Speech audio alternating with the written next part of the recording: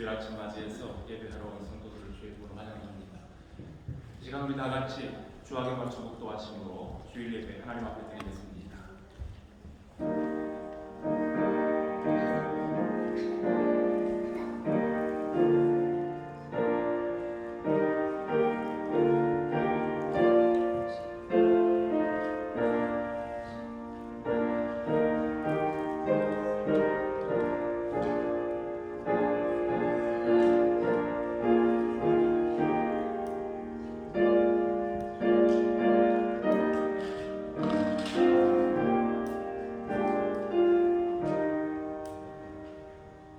내가 전심으로 주께 감사하며 신들 앞에서 주께 찬송하리이다.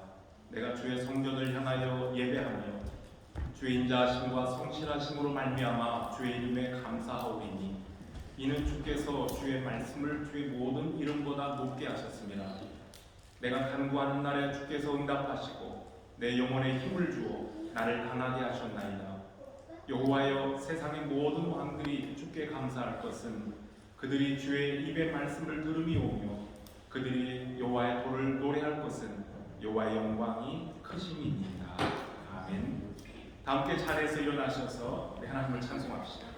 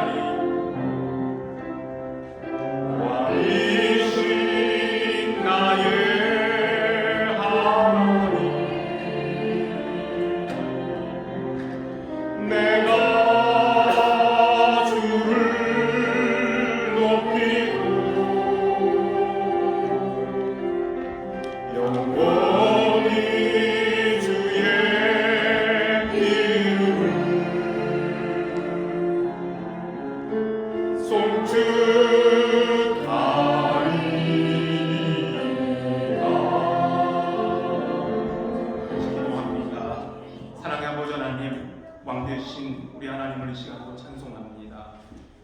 이곳에 모여 오늘도 주를 찬송하며 예배하는 모든 성도들을 기억하시고요. 우리 어린아이들로부터 어른들 모두가 다 한마음 한뜻 되어 주님 앞에 나아가며 영광 가운데 계신 하나님의 아버지 영광의 보좌를 바라보며 오늘도 주님이 주실 귀한 은혜와 그 사랑을 사모하며 주님 앞에 나아갑니다. 하나님 예배의 시작부터 마치는 시간까지 주 은혜 가운데 함께하기를 원하며 이 자리를 사모하지만 오늘도 함께하지 못한 우리 이웃들에게도 위로하시고 통일한 목으로 채우시며 거룩한 주일 아침 주님께 나아가는 종들 되게 하여 주시옵소서. 예수 그리스도의 이름으로 기도합니다. 아멘. 우리 다 함께 교동문 제37번입니다. 37편. 악을 행하는 자들 때문에 불평하지 말며 불의를 행하는 자들을 시기하지 말지어다. 그들은 풀과 같이 속히 배임을 당할 것이며 푸른 채소와 같이 쇠잔할 것입니다. 여호와를 의뢰하고 선을 행하라. 땅에 머무는 동안 그의 성실을 먹을거리로 삼을지어다. 또 여호와를 기뻐하라. 그가 내 마음의 소원을 내게 이루어 주시리로다. 내 길을 여호와께 맡기라. 그를 의지하면 그가 이루시고 내 일을 빛같이 나타내시며 내 공의를 정오의 빛같이 하시리로다. 여호와 앞에 잠잠하고 참고 기다리라. 자기 길이 형통하며 악한 꾀를 이루는 자 때문에 불평하지 말지어다. 분을 그치고 노를 버리며 불평하지 말라. 오히려 악을 만들 뿐이라. 아멘. 사도신경으로 우리의 신앙을 고백합니다. 나는 전능하신 아버지 하나님 천지의 창조주를 믿습니다. 나는 그의 유일하신 아들 우리 주 예수 그리스도를 믿습니다. 그는 성령으로 잉태되어 동정녀 마리아에게서 나시고 본디오 빌라도에게 고난을 받아 십자가에 못 박혀 죽으시고 장사된 지 사흘 만에 죽은 자 가운데서 다시 살아나셨으며 하늘에 오르시어 전능하신 아버지 하나님 우편에 앉아 계시다가 거기로부터 살아있는 자와 죽은 자를 심판하러 오십니다. 나는 성령을 믿으며 거룩한 공교회와 성도의 교제와 죄를 용서받는 것과 몸의 부활과 영생을 믿습니다. 아멘. 자리에 앉아서 우리 하나님을 찬송합시다.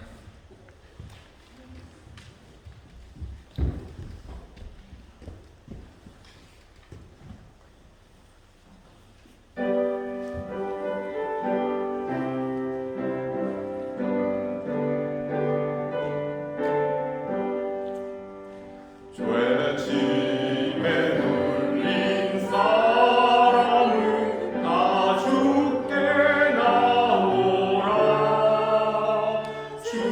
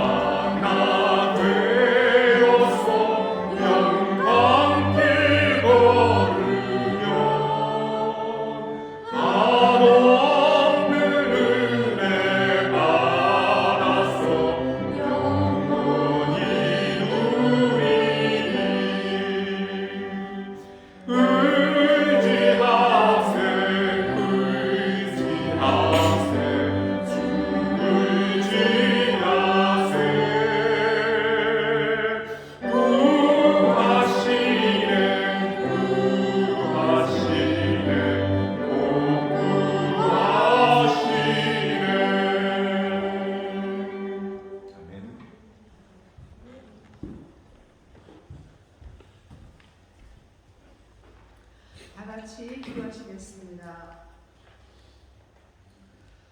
오늘도 살아계시며 역사하시는 우리 하나님 아버지 감사합니다. 지난 한 주간도 모든 상황 가운데에서 저희들을 지켜 보호하여 주시고 오늘 5월 마지막 주일을 맞아 거룩하고 복된 예배의 자리를 허락하여 주셔서 감사를 드립니다. 저희가 적은 숫자로 모였습니다. 세상의 모든 짐을 내려놓고 또 세상의 신을 벗고 온 마음을 다하여 오직 하나님을 바라보니 이 시간 저희 가운데 친히 함께 하셔서 한 사람 한 사람을 만나주시고 성령으로 만져주시고 또 하나님 아버지의 선하신 하늘의 뜻이 우리 가운데 이루어지도록 이 예배를 주장하여 주옵시기를 기도합니다. 언제나 변함없는 약속과 신실하신 사랑의 예수님을 의지하고 또 의지합니다. 지난 한 주간을 살면서 마음으로 또 말과 행실로 지은 저희의 모든 죄악들을 회개합니다. 저희들은 항상 하나님의 은혜를 입고 살지만 저희의 심령은 심히 부패하여서 스스로를 구원할 수 없는 죄인들이요 멸망의 자식들 뿐입니다. 그러나 끝까지 저희들을 버리지 않고 포기하지 아니하시는 좋으신 하나님 아버지, 예수님의 십자가의 보혈로 저희들을 다시 정결케 하여 주시고 아버지의 그 크고 놀라운 사랑과 은혜를 저희가 더욱 깊이 깨달아 붙잡을 수 있도록 도와주옵소서. 오늘날까지 저희 더러운 교회를 붙드시고 인도하시는 하나님 아버지 감사합니다. 부족하고 허물 많은 저희들을 구원하셔서 예수님의 제자 삼으시고 하나님의 영원한 나라를 위한 사명을 주시고 하나님의 뜻 가운데 동참케 하여 인도하여 주심을 감사를 드립니다. 저희 교회에 가정들이 있습니다. 각 가정들이 오직 하나님만을 의지하고 하나님만을 기쁨과 감사로 섬기는, 그래서 많은 영혼을 살리는 데 귀한 축복의 통로가 되는 그런 굳건한 믿음의 가정들로 세워주시기를 간구합니다. 그런데 하나님 아버지, 지금 저희 가운데 건강의 문제로 또 개인 사정으로 함께 예배드리지 못하는 가정들이 있습니다. 아버지께서 친히 사랑의 손길로 우리 지체들을 붙들어 주시고 치유와 회복의 복을 허락하여 주옵소서. 또 우리 지체들이 비록 이런저런 상황일지라도 무엇보다도 먼저 하나님을 삶의 가장 우선순위에 모시고 예배자로 부름받은 자녀들임을 잊지 않고 믿음과 순종으로 삶의 예배드리기를 힘써 하늘의 축복을 덧입는 지체들이 다 되게 하여 주시기도 기도합니다. 저희 교회에 천하보다도 귀한 청년부, 중고등부, 주일학교 어린 영혼들이 있습니다. 우리 청년들과 아이들을 크신 은혜로 축복하여 주시고 다윗과 같고 다니엘과 같은 믿음을 허락하여 주옵시기를 원합니다. 우리 청년들이, 우리 아이들이 일찍이 천지의 주인이시며 모든 인생의 주인이신 하나님을 깨달아 하나님께 마음을 확정하여서 인생의 참된 방향과 소망 되신 하나님을 경외하며 살아가는 인생이 되도록 도와주시고 인도하여 주옵시기를 간절히 구합니다. 우리 청년들이, 우리 아이들이 영원한 하나님의 나라와 의를 구하며 하나님께 기쁨이 되고 영광 올려드리는 그런 큰 믿음의 사람으로 성장할 수 있도록 우리 하나님 아버지 축복하여 주옵소서. 저희 고국 대한민국의 주인이시오 인도자가 되시는 하나님 아버지, 저희의 민족의 힘과 방패가 되심을 감사드립니다. 저희 나라의 모든 지도자들이 살아계신 우리 하나님 아버지의 눈앞에서 두려움과 떨림으로 깨끗하고 겸손한 양심으로 나라와 국민을 위한 공평하고 정의로운 정책을 펼쳐나갈 수 있게 하여 주시기를 기도합니다. 더 나아가서는 저희 대한민국의 교회들을 새롭게 하여 주시기를 기도합니다. 각 교회에 성령의 불을 부으시고 타오르게 하셔서 전국 방방 곳곳에 하나님의 말씀과 기도와 찬양이 울려 펴지며 또 우리 하나님 아버지의 선하신 뜻을 따라 모든 교회들이 거룩한 하나님의 백성이요 제사장의 사명을 잘 감당할 수 있게 되기를 기도합니다. 또 이 시간 하나님의 인도하심을 따라 세계 곳곳에서 복음의 씨를 뿌리고 계시는 선교사님들을 하나님 아버지의 사랑의 손길 위에 올려드립니다. 선교사님 항상 영육간의 강건함으로 지켜 보호하여 주옵시고 아버지께서 주신 하늘의 비전을 가지고 믿음과 수고와 헌신으로 나아가시는 사역들 위해 영육간의 모든 필요들을 풍성히 공급하여 주옵소서. 그리고 사역지마다 우리 예수 그리스도의 생명의 복음이 왕성히 전파되어서 많은 영혼들이 소생되고 하나님의 자녀로 돌아오는 기쁨의 역사가 충만케 하여 주옵소서. 오늘도 이 모양 저 모양으로 예배를 드리는 손길들이 있습니다. 우리 하나님 아버지 그 봉사의 심령들 위에 은혜와 축복으로 채워주옵시고 맡겨진 사명을 충실히 감당할 수 있는 하늘의 힘과 능력과 섬김의 기쁨을 부어주옵소서. 오늘도 담임 목사님을 통하여 저희들의 가난한 영혼을 먹여주심을 감사드립니다. 말씀을 선포하시는 목사님을 성령의 권세와 능력으로 입혀주옵시고 저희들은 하늘의 진리를 아멘으로 듣고 받게 도와주옵소서. 저희들의 속사람이 더욱 말씀 중심으로 변화되고 거듭나게 하여 주시고 늘 우리 하나님 한 분만을 위하여 살아가기를 순종하며 힘쓰는 자녀가 되게 하여 주옵소서. 말씀을 듣는 저희 모두가 참된 지혜를 가지고 삶의 모든 영역에서 하나님을 경외할 수 있기를 원합니다. 저희의 삶이 하나님의 밝고 선하고 소망의 것들만을 드러낼 수 있도록 역사하여 주옵소서. 이 모든 말씀 우리 주 예수 그리스도의 귀한 이름으로 올려드립니다. 아멘.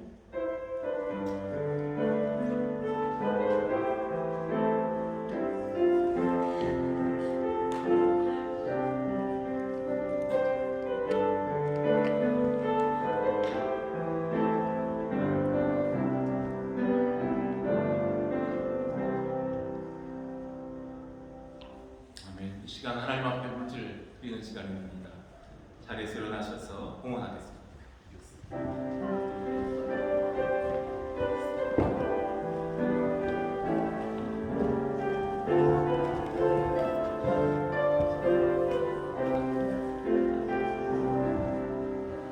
자비로우신 하나님 아버지 감사합니다. 거룩한 날 복된 날 주 앞에 나와 예배하는 사랑하는 자녀들이 오늘도 힘다하여 준비된 예물 하나님 앞에 드립니다. 하나님, 이 땅에서 저희들이 살아가는 데 필요한 모든 것들을 그리스도의 사랑 안에서 공급하시는 아버지 하나님, 모든 것이 주께로부터 왔으니 또한 주님께로 돌려드립니다. 저희들에게 항상 이런 믿음 고백이 있게 하여 주시고 또 그 고백 가운데에 준비되어진 예물들 10의 1조와 감사의 예물과 주일원금과 구제와 선교를 위해서 드리는 이 모든 헌물들이 주님께 영광되며 우리 모든 성도들에게 기쁨과 감사가 되게 하시고 세상 살아갈 때에 하나님 주신 물질로 늘 감격하고 감사하며 주의 사업을 위하여서도 기쁨으로 동참할 수 있는 복된 생애들이 되게 해주시기를 원합니다. 오늘도 저희들에게 주신 은혜와 믿음과 사랑의 감사를 드리오며 예수 그리스도의 이름으로 기도합니다. 아멘. 자리에 앉아주시기 바랍니다. 교회 소식 전하겠습니다. 오늘도 주 앞에 나와 예배하는 모든 성도들을 다시 한번 주의 이름으로 환영하고 축복합니다. 모처럼 만에 방학이 시작하기 전에 그래도 한번 보고 한국 가게 되는 것 같아요. 김성준 형제 마스크까지 쓰고 이게 머리가 길어서 몇 달 만에 딴 사람 됐어요. 그래도 이렇게 건강한 모습으로 오늘 보고 다시 뵙게 돼서 좋고 또 이제 방학 맞이해서 한국 다녀오면 가을에 우리 기쁨으로 만납시다. 동역분들은 다음 주까지 예배드리고 가는 거예요. 한 번 더 예배드리고 다녀오게 돼요. 우리 학생들 남은 시험 모든 과정 은혜감 잘 마무리할 수 있기를 바랍니다. 제가 예배 시작하기 전에 조금 전에 문자 메시지를 확인했어요. 알란 선생님이 보내주신 메시지인데 김용옥 집사님이 6월 7일 날 원래 수술 예정되었는데 당 수치가 높은 모양이에요. 레벨이 높아서 캔슬이 됐답니다. 다른 날짜를 잡으셔야 될 것 같은데 마음도 힘드실 것 같아요. 아무쪼록 US 기도해 주십시오. 당 레벨도 정상으로 또 다시 회복되고 그래서 수술을 받을 수 있는 날짜도 곧 빨리 좀 잡을 수 있고 수술을 통해서 아니면 하나님의 수술 받지 않고도 회복시켜 주시면 감사하겠고요. 그렇게 해서 건강한 모습으로 가정일과 또 믿음 생활 잘 감당할 수 있도록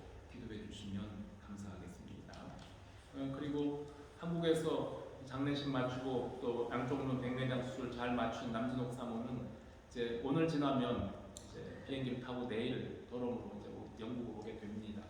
그래서 그동안 여러분 기도해 주셔서 대단히 감사합니다. 김두리 집사님은 또 출장이에요. 자진 출장으로 우리 박 집사님이 굉장히 바쁜데 그 힘든 중에 또 예배 반주까지 맡아서 참 감사합니다. 하나님의 위로가 은혜가 함께하길 바라고 김두리 집사님 모든 출장 은혜 중에 잘 마무리하고 돌아올 수 있도록 또 두고 간 가족들도 잘 지내도록 여러분들 기도해 주시면 감사하겠습니다. 그 밖에도 우리 아까 우리 전사님 기도 중에 있었던 것처럼 우리 성도들 가정 중에 여러 가지 형편으로 어려운 가족들을 주의 사랑 안에 안전하게 믿음으로 지켜주시기를 기도해 주시면 대단히 감사하겠습니다. 그리고 오늘 환영합니다. 박은영 전도사님의 동생이신 박은실 권사님, 뉴욕 은혜교회 권사님이세요. 자녀들과 함께 언니 집에 방문을 했다가 조카들은 오늘 같이 못 오고 동생만 같이 오셨어요. 가운데 자리에 계시는데 박수로 환영해 주십시오. 네, 감사합니다. 네, 물론 자매니까 똑같죠. 네, 우리 박은영 전도사님 젊으셨을 때 우리 권사님 그 나이 때 그 모습이겠죠. 네, 감사합니다. 참 반갑습니다. 네, 뵙게 돼서 반갑고 이제 우리 주보에 나와 있는 대로 교회 행사 예고 12일 두 번째 주일에는 목사관에서 우리 식구들이 많지 않아요. 그래서 목사관에서 같이 예배 드리고 주일 예배 드리고 야외 예배 형식으로 그리고 BBQ까지 가는 시간 갖도록 합니다. 잘 준비되고 즐거운 시간이 될 수 있도록 기도해 주시고요. 원래는 두 번째 주일에 재직회를 해야 되는데 야외배 모임을 갖게 되면 시간이 부족할 것 같아요. 장소도 그렇고 그래서 재직회는 세 번째 주일로 넘기고 그 다음에 우리 교회 지난 부활절에 입교식을 하려고 했던 우리 준수 학생의 입교 문답을 19일 주일에 진행하고 마지막 주일에 성례식, 입교식과 성찬식을 겸하여 같이 드리도록 합니다. 당사자 본인도 잘 준비하고 가족들도 준비해 주시고 온 교회가 같이 믿음으로 환영하는 마음으로 축복하는 마음으로 동참해 주시면 감사하겠습니다. 6월달 예고 봉사위원들 예고 보시고요. 혹시 순서가 연동되어야 될 경우는 언제든지 말씀해 주시기 바랍니다. 네, 그리고 아까 말씀드린 대로 김영옥 집사님 위해서 계속 기도해 주시면 감사하겠습니다. 이제 우리 같이 축복합시다. 오늘 처음 방문해 주신 우리 박은실 권사님 비롯해서 오래간만에 본 우리 홍준 형제 그리고 또 지금 병중에 있는 우리 김 집사님 외에 오늘 같이 예배하지 못한 우리 모든 식구들 출장 중인 집사님 모든 가족들 다 하나님의 은혜 중에 평강을 드리도록 축복하고 우리 주일학교 어린이들도 선생님과 함께 은혜 가운데 오늘도 말씀과 또 이렇게 좋은 복된 시간 나눌 수 있도록 같이 축복합니다. 너는 시냇가에 심은 나무라 같이 찬송합시다.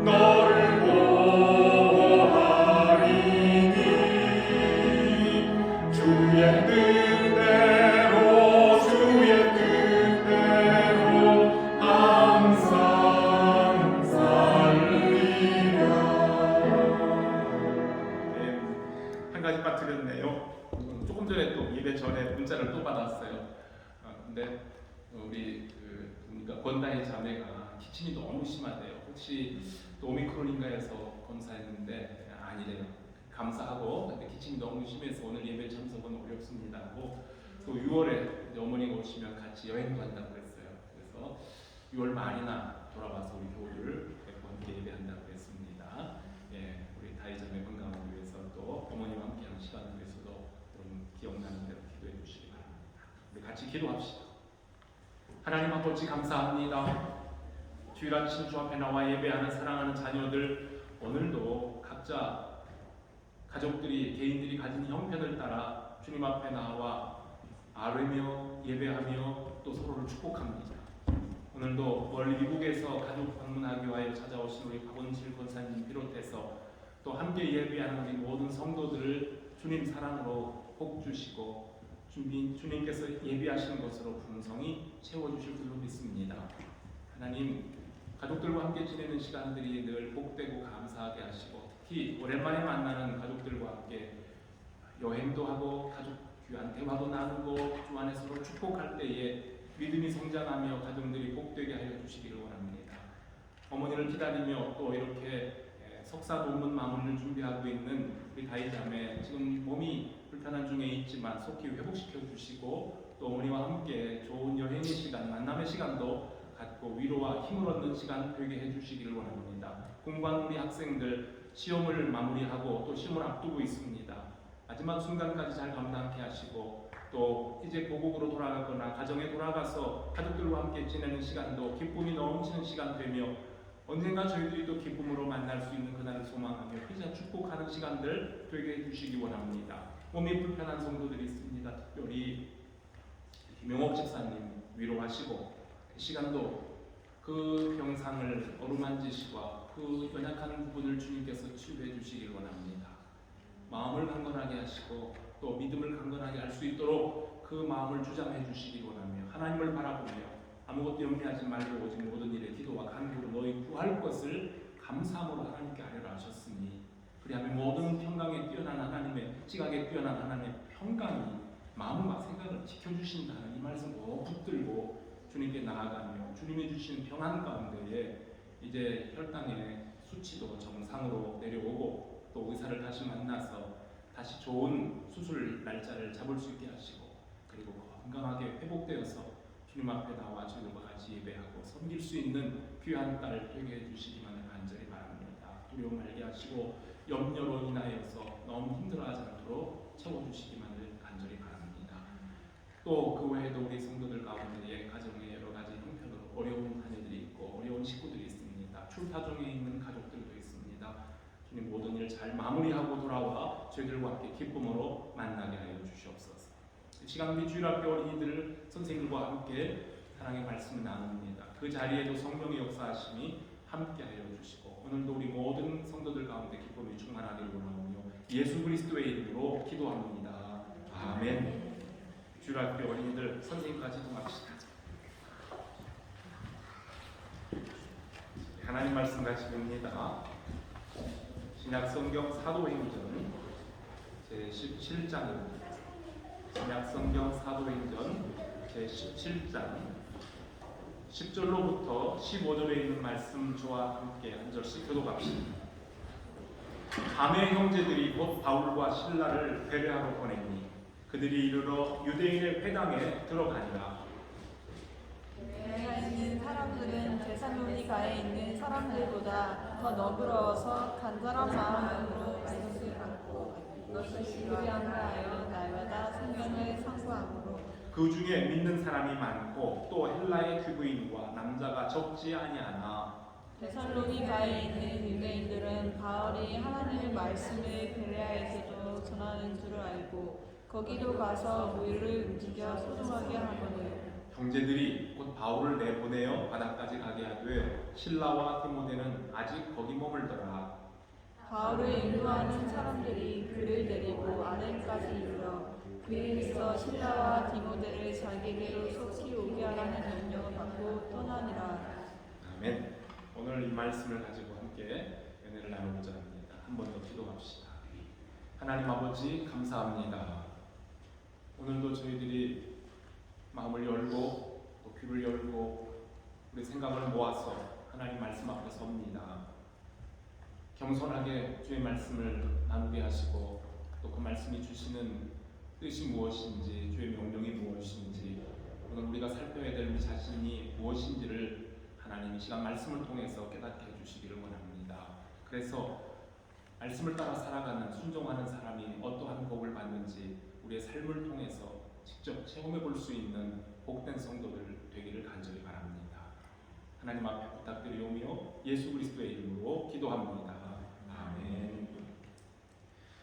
네, 오늘 함께 읽었던 사도행전 17장의 말씀을 가지고 말씀 사랑이라는 제목으로 같이 은혜를 나누고자 합니다. 우리가 읽은 사도행전 17장은 벌써 사도 바울이 전도 여행, 선교 여행을 하는 중에 두 번째 전도 여행 중에 마게도냐 지방을 중심으로 데살로니가, 여러분 현대 지도를 이렇게 상상해 보면은요, 그리스 땅, 현재 그리스 땅 북쪽인 마케도냐 지역이죠. 옛날에도 마케도냐는 이름이 있었어요. 그 마케도냐의 중심 도시였던 데살로니가에 들려서 유대인 회당에서 3번 안식일 동안 하나님의 말씀을 강론했어요. 그때 사도 바울이 전했던 말씀의 주제는 항상 복음의 핵심이에요. 예수 그리스도입니다. 예수 그리스도의 고난과 그분의 죽으심과 부활입니다. 그런데 이 복음을 들었던 데살로니가에 있는 사람들의 반응이 완전 대조적으로 두 반응이 나왔습니다. 헬라인들 중에 많은 사람들은 하나님의 말씀을 들을 때에 그 경건한 많은 사람들과 귀부인들이 그 복음을 받고 바울과 실라를 따라갔어요. 그런데 바울이 전하는 십자가의 복음이 듣기 싫었던, 바울이 전하는 그 복음이 싫었고 시기심이 질투에 불탔던 유대인들이 그 동네 불량배들을 다 동원했어요. 그리고 바울과 실라를 어서 끌어내라고 소동을 피웁니다. 상황이 얼마나 험악해지는지 그대로 두면 안 될 것 같아요. 그래서 거기에 있는 형제들이 바울과 실라를 밤중에 몰래 빼내어서 데살로니가에서 서남쪽으로 75km나 떨어진 베레아라는 도시, 오늘 성경에 있는 도시예요. 베레아로 보냅니다. 그래서 오늘 읽은 말씀은 베레아로 피신해온 바울과 실라가 거기에서도 또다시 유대인들의 회당에 들어가 복음을 전할 때 일어났던 일을 기록한 겁니다. 이방의 사도로 부름받은, 보내심을 받은 사도 바울의 전도 전략은 참 특이해요. 유대인들이 십자가 그리스도의 복음의 도를 듣기 싫어하고 반대하면, 핍박하면 그냥 유대인들을 만나지 말고 가서 이방인들만 만나서 복음을 전하면 될 터인데, 사도 바울은 가는 곳마다 유대인들의 회당이 있는 곳이면 꼭 그곳에 가서 그리스도의 복음을 전합니다. 비록 동족들에게 배척을 받아서 옥에 갇히기도 하고 매도 맞았으며 죽을 고비를 여러 번 넘겼던 바울이지만 자기 민족에 대한 사랑은 절대로 버릴 수 없었던 애국심, 자기 민족에 대한 사랑에 충실했던 사도입니다. 사도 바울도 예수 그리스도를 만나기 전에는 그 사람들처럼 똑같이 예수 그리스도를 반대하고 예수를 믿는 사람들을 핍박했고 사람들을 체포하여다가 옥에 가두고 죽임에 넘기우는 일에 앞장섰던 사람이었지만, 예수님을 만난 다음 지금은 주님을 위해 살고 복음을 위해서 죽음까지도 각오한 사람이 되었습니다. 어찌하든 자기 동족들 가운데 자기처럼 예수 그리스도를 구주로 믿고 구원 얻는 사람이 한 사람이라도 더 있으면 좋겠다는 간절한 소원을 가지고 가는 곳마다 유대인들에게 복음을 전합니다. 복음을 전하면 찬반이 있는 것은 언제나 마찬가지입니다. 어디서나 마찬가지예요. 지금 데살로니가에서 피해서 베레아에 왔는데 여기도 마찬가지입니다. 그러나 베레아에 있는 사람들은 데살로니가에 있는 사람들보다는 좀 더 나았어요.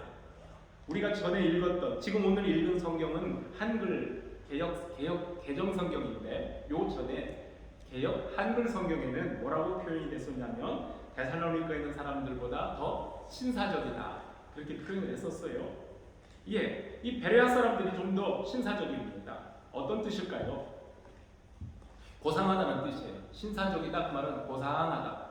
영어 성경 어떤 버전에는 노블이라고 그렇게 번역이 됐고요. 우리 한글 성경도 다양한 번역이 있는데요. 어떤 번역은 아까 말씀드린 것처럼 신사적이다 했고, 또 어떤 성경은 마음이 탁 트였다.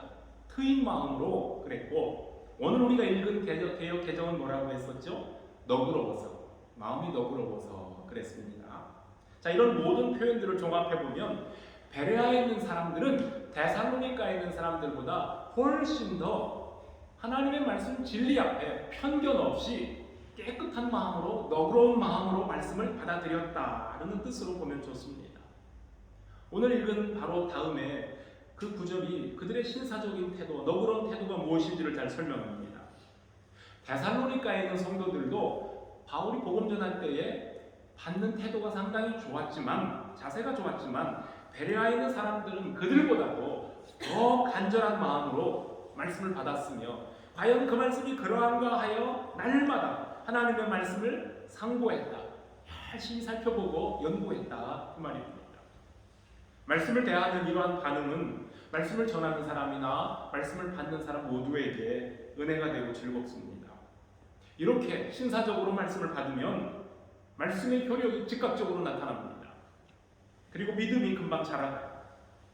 간절한 마음으로 하나님의 말씀을 받은 신사적인 베레아 사람들의 말씀 사랑을 생각해 보면서 오늘은 우리가 주님의 말씀 사랑함에 대하여서 같이 은혜를 나누고자 합니다. 우리가 자주 비유하는 것 중에 하나인데요, 하나님의 말씀을 듣고 말씀을 내 것으로 받아들이는 것을 음식 먹는 일에 비유할 때가 있습니다. 구약의 시편 기자 중에 119편 103절에 이런 말씀을 했어요. 주의 말씀의 맛이 내게 어찌 그리 단지요, 내 입에 꿀보다 더하니이다 그랬습니다. 말씀을 참 달게 받아들였다는 거예요. 우리만 해도 먹는 만큼 일한다, 그런 말이 있어요. 그렇죠? 잘 먹는 사람 보고 열심히 먹어, 그리고 열심히 일해, 먹는 만큼 일해요.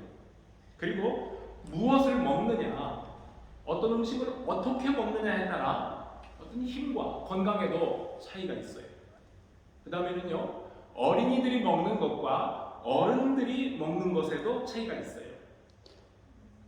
연령이나 교회 출석 기간과는 아무런 상관이 없어요.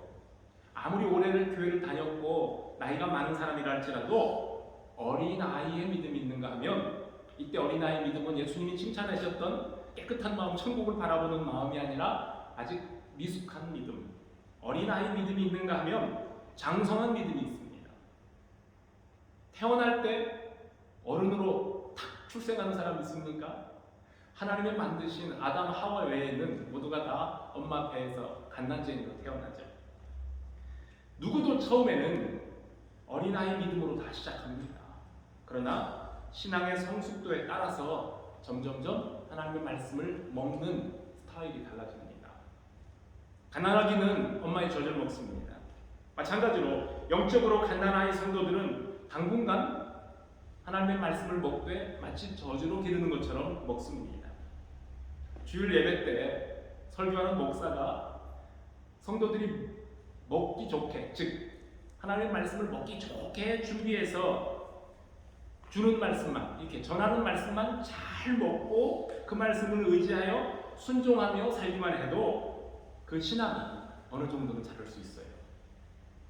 아직은 어려서 내 스스로 말씀을 찾아 먹을 줄 모르는, 아직은 스스로 성경을 읽고 연구하고 묵상하는 그러한 훈련은 잘 못해도 일단 주일 아침이라도 교회에 와서 설교자들을 통해서 주시는 하나님의 말씀을 잘 받아들이고 그 말씀대로 살기만 해도 그 영혼이 자라갈 수 있어요. 그리고 시간이 좀 더 지나면 곡식과 과일과 채소를 갈아서 부드럽게 만든 이유식을 먹으면서 어린 아기들이 소화력을 키우고 영양분을 골고루 섭취하는 것처럼 영적인 어린 아기들도 하나님의 말씀을 들을 때 좀 더 이해하기 어렵고 지루한 듯한 말씀도 들을 수 있고 듣고 소화시키며 점점 믿음이 성장하게 됩니다. 어린아이 신자는 말씀에 대해서 수동적이고 의존적입니다. 그러나 그렇다고 해서 언제까지 아기들이 엄마 품에 앉아서 엄마의 젖을 먹을 수 없고, 그리고 또 언제까지 부드러운 이유식만 먹을 수는 없어요. 때가 되면 밥상에 앉아서 제 손으로 수저를 들고 적극적으로 밥을 퍼 먹어야 돼요. 아기를 키우는 분들은 알죠. 저도 우리 손주가 옆에서 크는 거 보고 봤어요. 어느 순간 되니까 엄마가 떠주는 거 치고 지 손으로 먹겠다고 손으로 먼저 가고 숟가락을 지가 잡고 먹으려고 해요. 그런데 절반은 흘려요. 흘리고 묻히고 입에 그냥 여기저기 음식 범벅이가 돼요. 그렇게 서툰 숟가락들이지만 자기가 먹으려고 해요. 그러다 보면 점차 아빠 엄마와 형 누나들이 먹는 간단한 음식도 먹을 수 있게 되고 거칠고 질긴 고기도 씹어 먹을 소화시킬 능력이 생깁니다. 그래야 건강한 몸으로 성장하죠. 어제 저녁 식사를 이제 저희 딸내미와 지아랑 셋이서 했어요. 근데 마침 주말이기도 하고 삼겹살을 사왔어요. 포크벨리 사와가지고 그것을 딸내미가 프라이팬에 이렇게 구워서 가져왔어요.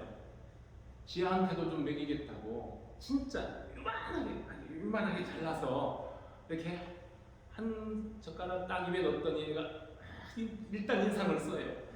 그러더니 뭐 돼지고기 냄새가 나서 그랬는지 질겨서 그랬는지 입에다 놓고 울렁울렁거리고 계속 그러는 거예요. 엄마가 빨리 삼켜 그래도 계속 이렇게 하고서 그냥 우물거려요.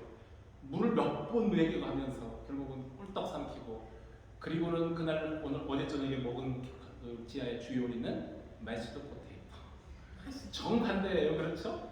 네, 삼겹살하고 으깬 감자, 네, 부드러운 걸 먹으면서 그 세인즈버리에서 이만큼 큰 메시드 포테이토를 혼자 다 먹더라고요. 얼마나 맛있게 먹는지. 아기들이 먹는 음식이 있고 어른들이 먹을 수 있는 게 있고요. 아기들이 소화시킬 수 있는 음식이 있고 안 되는 음식도 있는 거예요. 그런데 영혼의 음식을 먹는 방법도 다르잖아요. 언제까지 갓난 어린아이처럼 엄마의 젖이나 이유식을 먹겠습니까? 그리고 이유식 먹는 그 단계에서 성장이 멈춰버리면 되겠습니까? 신체적으로나 지적으로 더디 성장하거나 아이의 성장이 멈춰버린 자녀를 돌보는 부모님들의 말 못하는 사정은 그 아픔은 본인들이 아니면 알 수가 없어요. 다른 집 자녀들은 해마다 키가 자라고 지혜도 자라고 제때 학교도 들어가고 졸업도 하고 사회에 나가서 일도 하고 또는 시집도 가고 장가도 가는데 나이가 들어감에도 불구하고 그렇지 못한 자녀들을 곁에서 지켜 돌보는 부모님들의 그 육체적이고 정신적인 아픔이라는 것은 이루 말할 수가 없습니다. 여러분, 하나님의 자녀들도 마찬가지 아니겠습니까? 예수 믿고 새 생명을 얻은 자녀들이라면 그 신앙이 계속하여 자라가는 모습을 지켜보는 것이 우리 하나님의 즐거움입니다. 그리고 함께 신앙생활하는 교인들의 즐거움이고 약물이들을 하나님께서 주신 약물이들을 맡아서 이끄는 목회자의 보람이고 즐거움이기도 합니다.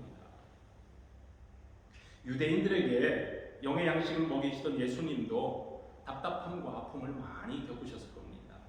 우리 성도들은 성찬 예식의 의미를 잘 이해하고 동참하고 있는 줄 압니다. 그 의미를 바로 알고 우리 주님께서 주시는 살과 피를 먹고 마시는 성도들에게 은혜가 되고 신령한 양식이 주는 능력까지도 체험하게 됩니다. 우리 예수님께서 유대인들에게 너희가 내 살을 먹고 내 피를 마시지 아니하면 너희 속에 생명이 없다라고 하시니까 그 말씀을 듣던 많은 유대인들이 이게 도대체 무슨 해괴망측한 말을 하는 건가? 어떻게 사람의 살을 먹을 수 있고 사람의 피를 마실 수 있다는 말인가? 이 양반이 하시는 말씀 도무지 이해가 안 되고 어렵다, 말이 안 된다 라고 하고 주님 곁을 하나둘 떠나갔다고 했어요. 그때 예수님께서 곁에 있는 제자들을 바라보시고 하신 말씀이잖아요. 너희들도 가리느냐? 저 사람들처럼 너희들도 내가 너희에게 전하는 복음이 어렵다고 이해 안 된다고 말이 안 된다고 떠나가겠느냐? 기적의 떡과 물고기는 즐겁게 받아 먹었었지만 십자가의 죽음에 넘기우실 예수님께서 내 몸이 너희를 위한 생명의 양식이니 너희가 나를 먹어야 산다. 그래야 영원한 생명이 있다라고 말씀하시니까 어렵기도 하지만 그건 말도 안 된다라고 하며 외면했던 사람들입니다. 하나님의 말씀을 읽고 듣고 보다가 조금만 어렵다 생각되면 성경을 옆으로 밀쳐놔버리고 이건 내 생각과 일치하지 않는다. 이건 이 시대에 어울리지 않는 말씀이다 라고 하나님의 말씀을 밀쳐놓고 거부하고 순종하기에 부담스럽다 여기면서 슬그머니 자리를 떠나버린 사람들은 그 영혼이 튼튼하게 자랄 수가 없고 자기 십자가를 지고 예수님을 좇는 제자가 되기에는 너무나 연약합니다. 단단한 식물을 먹지 못하고 먹기에 편한 것, 내 입맛에 맞는 것만 골라 먹는 사람은 사람들의 괴술과 간사한 유혹에 빠져 세상의 거짓 교훈에 밀려 이리저리 요동하는 어린아이와 같다 했습니다. 여러분들이 잘 아는 것처럼 분쟁이 많았던 고린도 교회 교인들은 자기 스스로는 지혜 있다 생각을 했어요. 헬라 시대의 중심 도시였고요. 헬라의 철학자들의 영향을 받아서 상당히 지혜로운 사람들이라고 자부했었지만 육신에 속한 사람들이었어요. 신앙적으로 문제가 많은 사람들이 모였던 교회였어요. 바울은 이런 성도들을 향해 내가 여러분을 젖으로 먹이고 단단한 식물로 밥으로 하지 아니하였노니 이는 여러분들이 감당치 못하였기 때문이고 지금도 할 수 없다 라고 선언합니다. 하나님의 말씀 진리 위에 굳게 서지 못하고 사람들의 지혜나 어떤 연륜이나 경험이나 전통과 같은 인간적인 자랑거리들을 막 내세우기 시작하면 누구라도 넘어집니다. 개인도 그렇고 교회도 그렇습니다. 아무리 역사와 전통이 있고 사람들이 많이 모이는 교회, 아름다운 건물을 가진 교회라 할지라도 어려서부터 교회를 출석한다고 나는 모태신앙이니요 라고 자랑할지라도 아직 고린도 교회처럼 젖을 먹고 있으면서 단단한 음식은 감당치 못하는 개인도 있고 교회 공동체도 있을 수 있는 겁니다. 저는요, 엄마들이 지금도 저도 우리 손주가 크는 걸 보지만 박 집사님도 한참 아기를 키우고 김 집사님도 이제 아직은 초등학생을 키우고 있는데요. 엄마들이 밥 먹을 때 밥 숟가락 들고 애들 쫓아다니면서 막 입에다 넣는 거 딱 질색하는 사람이 있어요. 우리 애들 그렇게 안 키웠거든요, 제가. 그런데 다른 엄마들 보니까 그렇게 하더라고요. 하나님께서 우리 애들한테는 밥 먹는데 밥 잘 먹는 은사를 주셨는지, 근데 둘째는 안 그랬어요. 큰 애는 진짜 잘 먹었어요. 뭐든지 다 먹었는데 둘째는 이렇게 깨작거려요. 좀 혼났어요. 밥 먹는데 먹어야지. 근데 어쨌든 그랬는데요. 손녀딸 밥 먹는 거 보니까는 밥 숟갈 들고 쫓아다니는 엄마들 이해하겠더라고요. 그러니까 내 새끼 키울 때하고 손녀 키우는 게 또 달라요. 그래서 아이가, 우리 딸아이가 지한테 뭐라도 한 숟갈 더 먹이려고 막 이렇게 입에다 넣는 게 처음에는 지가 알아서 먹게 놔두지 뭘 저렇게 그러나 했는데 엄마 마음이더라고요. 이렇게 엄마의 마음. 왜냐하면 그걸 먹어야 되니까 아이가. 그런데요, 목사가 영의 양식을 먹이는 책임을 맡은 목사가 하나님 말씀을 준비해서 또는 성경 공부 시간이나 아니면 우리 성도들이 신앙생활할 때 하나님의 영의 양식을 먹는 것을 볼 때에 이게 엄마의 마음이 돼야 되겠구나. 안 먹으면 먹지 마. 안 먹으면 너만 배고프자고 내 팽개치면 그거 엄마가 아니에요. 그렇죠? 목사가 성도들이 하나님의 말씀을 제대로 읽지 않고 말씀대로 살지 않는데 알아서 자기들이 살겠지 하고 그냥 둔다면 그건 영의 양식을 공급하는 엄마 같은 마음이 아니더라고요. 그래서 저는 언젠가부터 우리 엄마들이 아기들에게 자꾸 먹이려고 숟가락 들고 쫓아다니는 거 이해가 돼요. 이해가 돼요. 그렇지만 그럼에도 불구하고 아기들이 스스로 먹었으면 좋겠어요. 우리 어린 학생들, 우리 어린 영적인 어린 아이 성도들도 그렇게 됐으면 좋겠다는 말입니다. 소크라테스가 아테네 시민들에게 그런 말을 했잖아요. 나는 아테네의 시민들을, 여러분들을 깨우는 귀찮은 존재가 되기를 원한다고 했어요. 몸집이 크고 잘 먹어서 아주 혈통도 좋은, 살이 잘 오른 피둥피둥한 말. 근데 그 말이 둔해져서 말이 제대로 뛰지를 못해요. 그래서 그 말을 언제나 깨어있게 하려면 말에게 찰싹 달라붙어서 탁 쏘아대는 쇠파리, 등이라고 해요. 쇠파리처럼 나는 아테네 여러분들에게 여러분들을 일깨워 설득하고 괴롭히는 일을 맡은 사람이 되고 싶습니다. 그랬어요. 스스로 지혜롭다는 사람들, 그들에게 당신이 뭘 모르고 있는지 좀 아시오. 자신을 아는 것이 그것이 진짜 지혜라고 말했던 그런 소크라테스의 심정을 이해가 됩니다. 하나님의 말씀을 전하는 직무를 맡은 목사로서 저 역시 우리 교우들에게 좀 찰싹 달라붙어가지고 어찌하든 하나님의 말씀을 가까이 하고 그 말씀으로 깨우침을 받도록 귀찮게 막 쏘아대는 쇠파리 역할을 좀 해야 될 것 같죠? 그렇죠? 내년에는 지금 계획 중이지만 내년에는 우리 성도들 물론 그 전에도 여러분들 1년 성경 통독 프로그램에 동참해보기도 하셨겠지만 내년에는 좀 1년 동안 우리 온 성도들이 성경을 통독하는 기회를 가졌으면 좋겠다. 미리 여러분들에게 알려드립니다. 교회에 와서 설교 한 편 듣는 것으로 우리의 신앙을 유지하기에는 참 부족합니다. 여러분들이 주중에 모이고 있는 큐티 나눔은 여러분들의 말씀 묵상과 신앙 성장에 참 큰 도움이 될 겁니다. 홀로 말씀 묵상하시되 또 함께 모여서 그 말씀을 나누십시오. 그 일에 여러분들 열심을 다하시길 바랍니다. 그래서 영의 양식을 잘 받아 먹고 믿음이 쑥쑥 자라가길 바랍니다. 엄마 젖을 먹다가 점점 부드러운 음식 먹고 더 잘하면 거친 단단한 음식 먹는 것처럼 순종하기 참 어렵고 부담스러운 명령도 기쁨으로 받아 먹고 소화시키는 튼튼한 영적인 위장들을 다 소유하시기 바랍니다. 가만히 앉아서 오늘 이번 주일에 가면 목사님은 무슨 설교할까?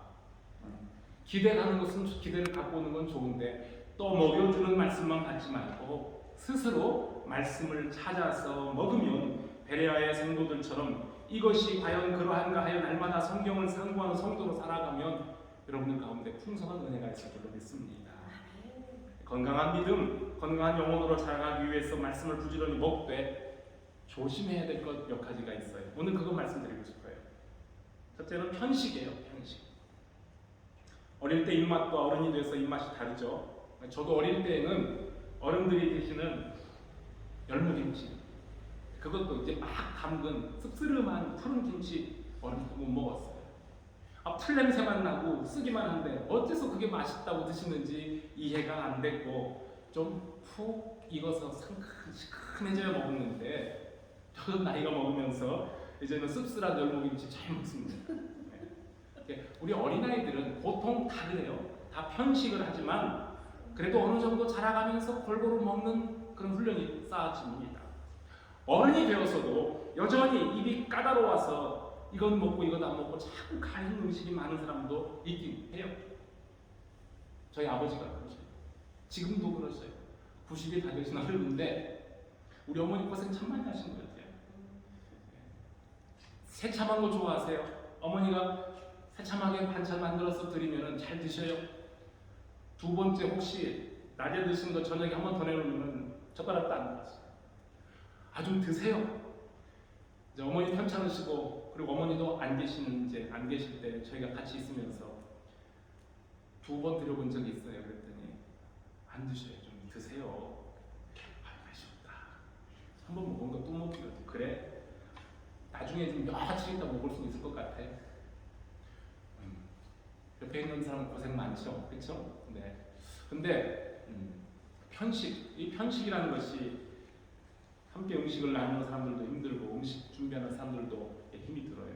그런데 여러분, 말씀에 대한 편식은 마찬가지로 우리 건강한 신앙생활에 신앙 성장에 좀 나쁜 영향을 끼칠 수 있어요. 신구약 성경을 처음부터 끝까지 통독해본 경험이 없는 분들 의외로 많아요. 신앙생활 오래 하지 않은 분들은 그럴 수 있어요. 그렇지만 그래도 세례까지 받았는데 성경 읽고 갑시다 그러면 그거 어떻게 해요? 그거 아주 딴 나라 사람들의 이야기로 생각하는 분들이 있어요. 우리 영적인 신앙 건강 상태 심각하게 고려해봐야 됩니다. 너무 먹지 않거나 편식하면 머지않아서 뭐가 오죠? 영양실조 와요. 발육도 더뎌요. 잔병치레도 많아요. 그리고 언젠가는 된통아파 많이 아프게 돼요. 성경 이 신구약 66권은 높낮이도 없고 모든 영혼을 살리는 소중한 양식이지만 어떤 성경, 어떤 책은 읽기 쉽고 이해가 잘 되어 진도가 잘 나가는데 어떤 성경은 읽기 지루하고 건조합니다. 그렇다고 여러분들이 특정한 책만 집중해서 읽고 다른 책들에 관심이 없으면 그것도 일종의 편식. 예를 들어서 좋아하는 시편이나 잠언이나 요한복음 1년에 몇 번 읽기도 하는데 다른 책들은 아예 열어보지도 않는다면 이거 심각한 편식이 될 수 있어요. 개인 묵상을 할 때 혹은 삶이 힘들고 지쳐서 낙심될 때 성경에 나오는 위로의 말씀들, 보호와 평안과 복에 관한 구절들을 찾아서 색연필로 줄쳐가면서 읽고 위로가 되고 힘을 얻을 수 있어요.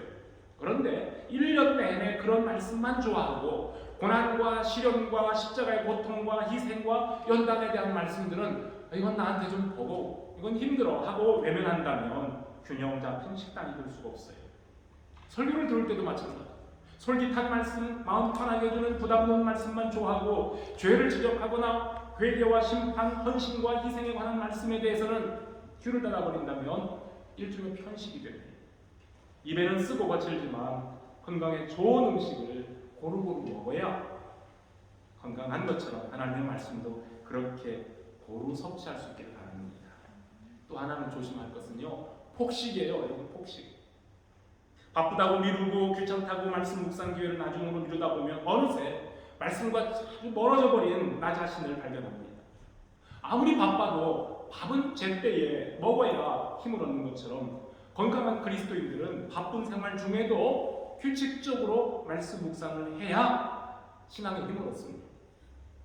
폭식하는 습관은 건강도 다이어트에도 좋지 않다는 것은 우리가 너무나 잘 알아요.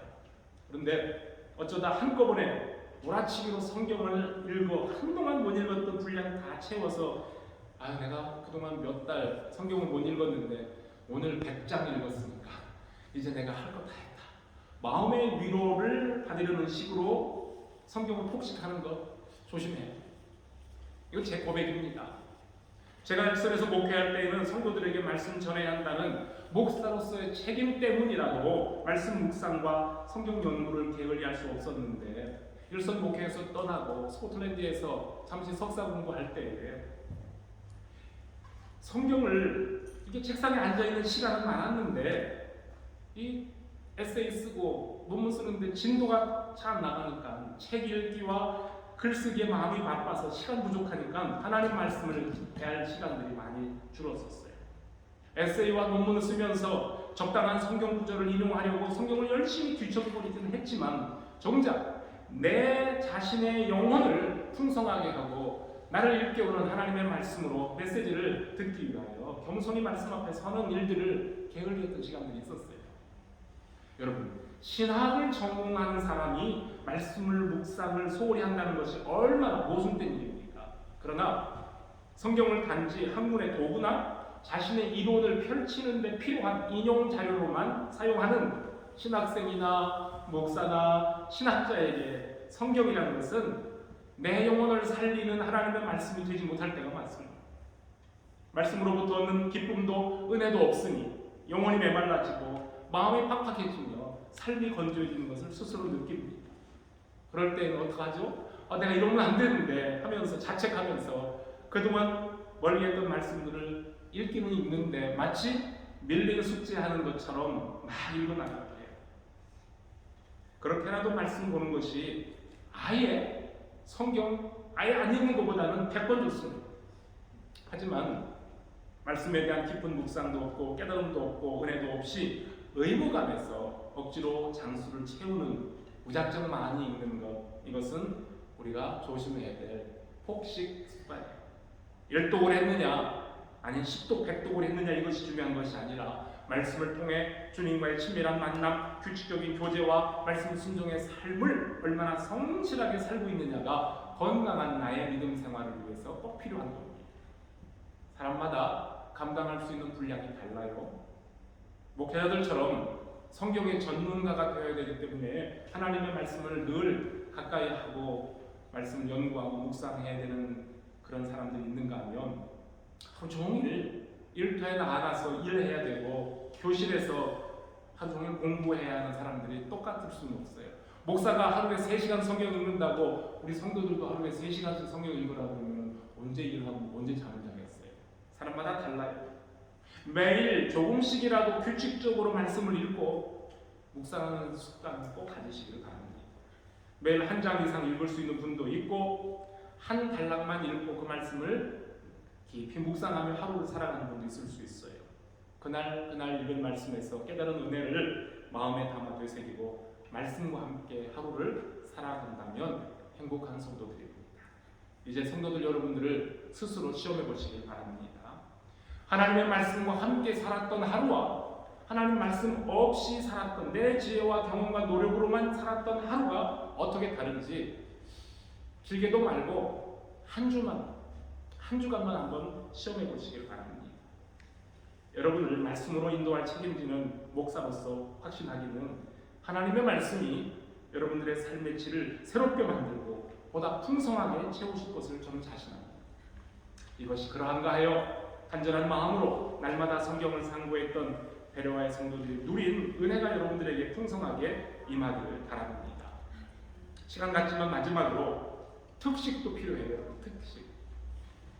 날마다 먹는 음식에 감흥 떨어진다 생각될 때에는 어쩌다 한번 특식을 먹으면서 기분 전환하는 그런 때도 있어야 되겠죠. 매일매일 정해진 순서를 따라서 묵상하는 말씀 외에 여러분들이 큐티하는 그 묵상 말씀 외에 때로는 주제별로 성경을 읽고 장르별로 읽어보시고 책별로 성경을 읽는 것처럼 단기간에 집중적으로 말씀을 읽고 연구하는 특별한 기회도 가지면 좋습니다. 그래서 지금 우리 교회가 진행 중이고 있는 인물 성경 연구는 성경에 나오는 특정한 인물들을 우리가 집중적으로 연구하며 하나님과 그 사람의 관계를 찾아보고 묵상하는 훈련을 하게 하는 거죠. 이렇게 성경의 어떤 부분을 집중적으로 읽어가면서 관심 있거나 궁금했던 주제들은 또 다른 사람들과 함께 나누는 시간을 갖는 것은 여러분들에게 성경을 보는 시각도 넓어지고 말씀 훈련에도 많은 도움이 될 겁니다. 여러분들이 건강 관리를 위해서 물질도 투자하고 시간도 투자하는 만큼 영적인 성장 또 건강한 믿음을 위해서도 많은 관심을 가질 수 있기를 바랍니다.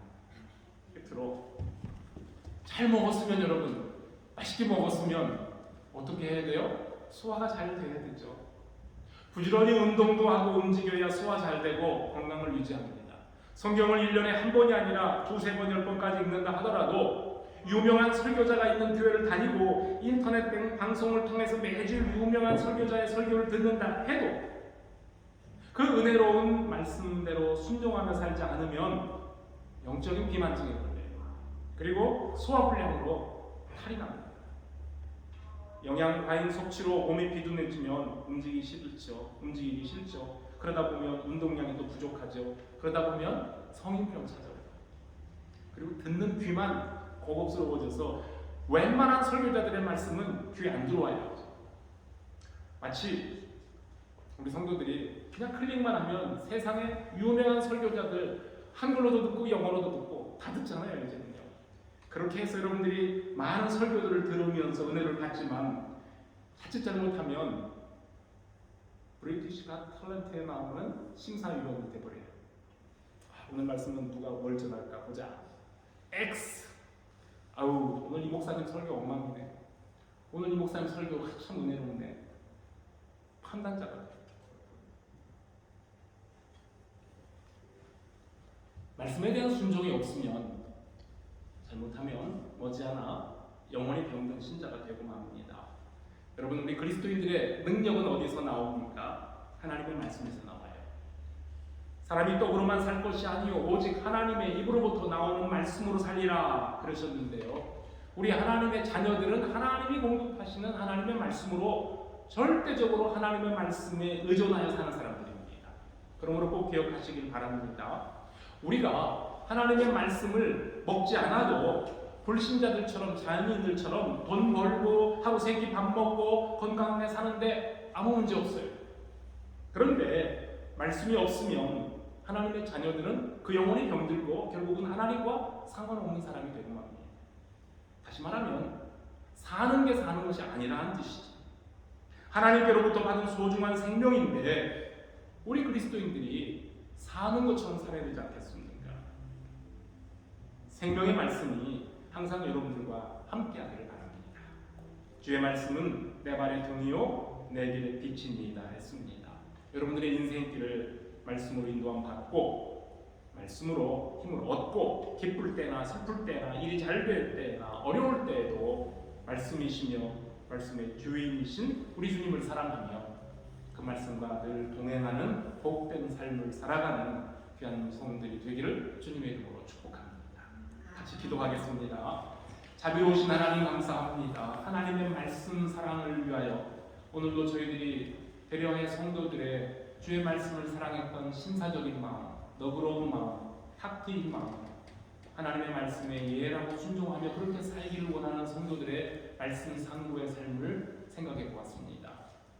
우리 더러마는 교회 모든 식구들, 이 자리에 예배하는 모든 식구들, 하나님이 주신 생명의 양식 규칙적으로 먹고 맛있게 먹고 그 말씀도 따라서 순종하며 하나님이 주신 은혜로 믿음이 날마다 성장하고 성숙한 개인들 되며 성장하고 성숙한 우리 더러마는 교회, 그래 세상을 향해 하나님의 복음을 힘있게 나타내는 귀한 개인들과 가정과 교회 되게 하여 주시옵소서. 예수 그리스도의 이름으로 기도합니다. 아멘. 우리 다 함께 자리에서 일어나셔서 마지막 찬송을 하십시오.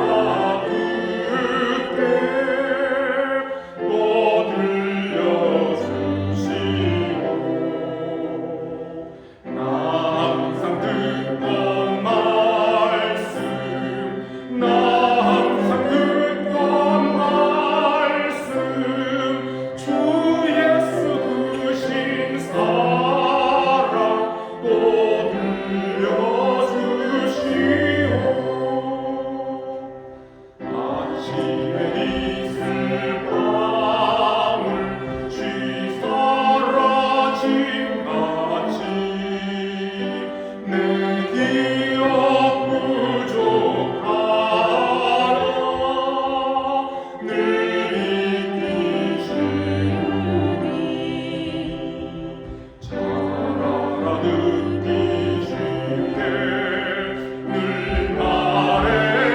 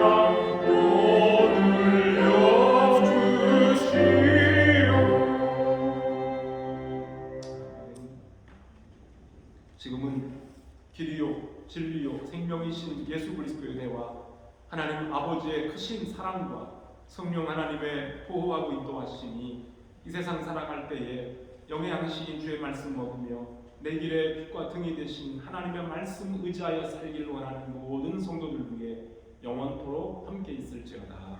아멘.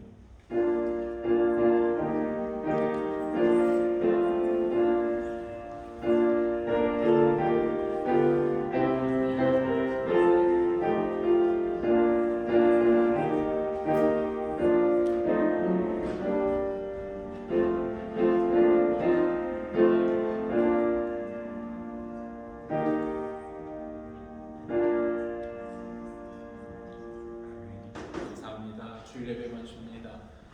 이제 아래층에 내려가셔서 가족들과 함께 교제 나누시기 바랍니다.